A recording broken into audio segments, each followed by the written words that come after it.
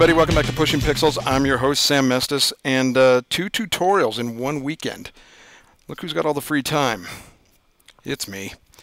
Captain America's in theaters this weekend, and although I haven't seen it or know much about Captain America, I do know he has a shield, and that's kind of what we're going to build today.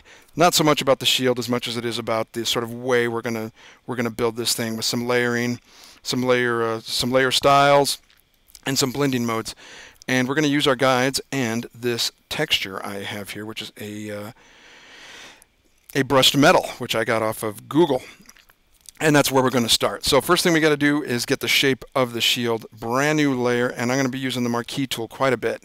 I have my document set up at 800 by 800 because I'm going to be using polar coordinates here in a few, and that command works best when your document is square. Let's do the shape. I have snaps on, so I'm going to be snapping to my guides with my marquee tool set to circle. I'm going to click, hold down Shift Alt, and get the full size of my shield, snapping to that. On the metal layer, let's invert that selection, Shift Alt I, and hit delete, and that didn't work. So let's try it again, Shift Alt I, there it is, and on that metal layer, hit delete. I got a black background, I'll turn that off. Let's put some color on it. His shield goes from red to brushed metal to red to a blue dot in the middle with a star on it. So starting with the red, let's start a new layer here. And I'm going to use my shield as my selection, and I am going to fill that layer with a dark red, Alt Delete Fills. On top of that layer, let's do the blue. I'm going to turn the red off now. And marquee tool again. And let's do the marquee tool again. Thank you, Photoshop. Oh, I'm selected. That's why. There we go. And Shift Alt one more time. And on this inner guide I've set up, I'm going to fill that with this purplish blue. Now I need to subtract this blue from the red. So I'm going to turn this red into a donut. Holding down my blue as a selection, I will go to the red layer and hit delete. And you will see now I have a donut there. And you'll see why in a minute. On that red layer again, actually you probably shouldn't have done that yet, but we'll figure it out. Let's go to marquee again and set up my red donut to my other guide on the red layer, hit delete. Now we'll do the inner red, sorry about that. Marquee tool again, Alt Shift, there's my red donut. I'm going to fill that again with red one more time. There we go. Now we can subtract the donut because I need to get that, otherwise I won't be able to see the metal through the blue, so I have to get rid of that red part right there and delete. Turn my blue back on.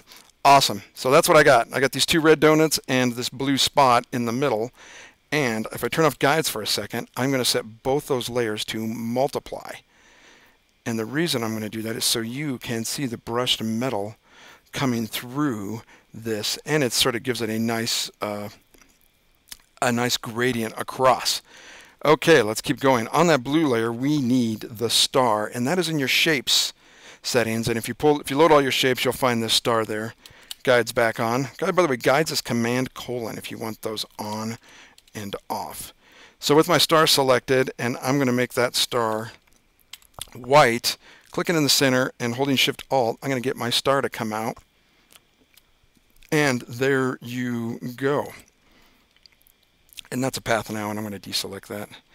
And not only am I going to deselect it, I'm going to go to my arrow key, select all, Command A, and I'm going to center it left and right and top and bottom.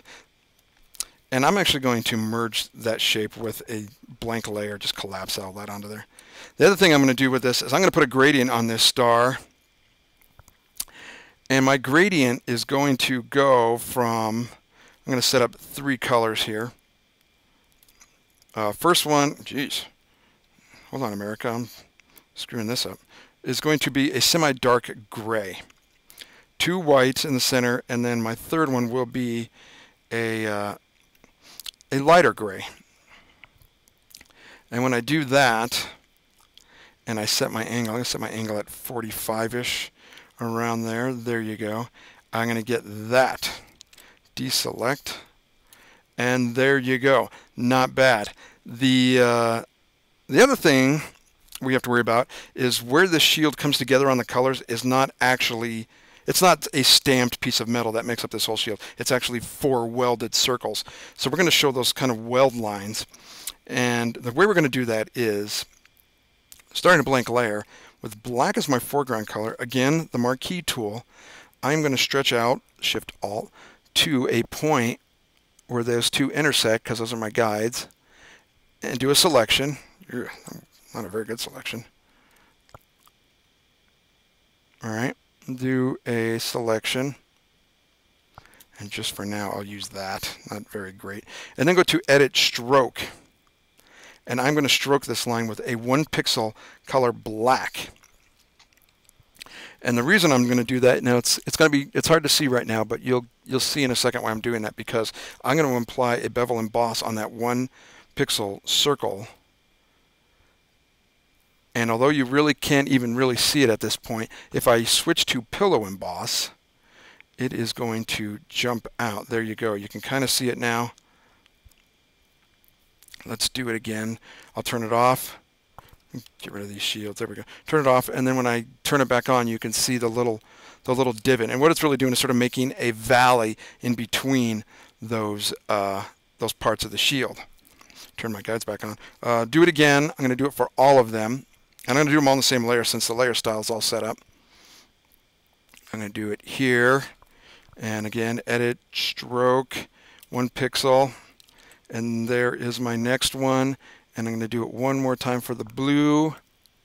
Following my guides. Whoop, not quite. Following my guides. There we go. Edit, Stroke. There you go. And I get that.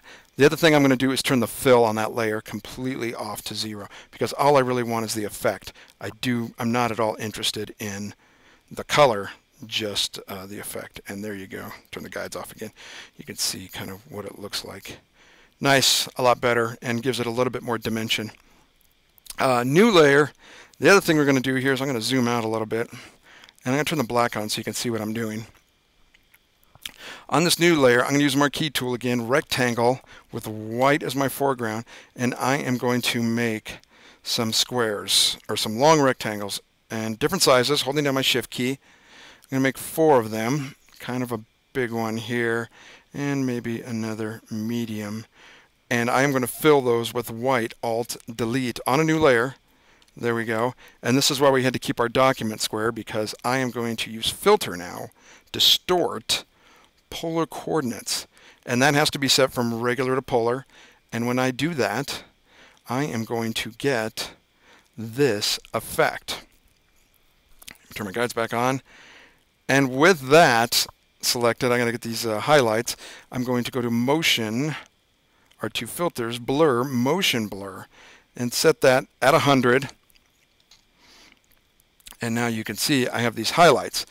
I'm going to probably want to turn those a bit. And to do that, I'm going to move my access point to the center and then rotate. See if I can get those in a spot where I really want them. There we go. That'll work. Yeah, not bad at all, actually. Those look pretty darn good. You know what I did? I should not have used the motion blur. Let's go back. Let's use a filter blur. Let's use radio blur. That's what I meant to do. And I have that set to 10.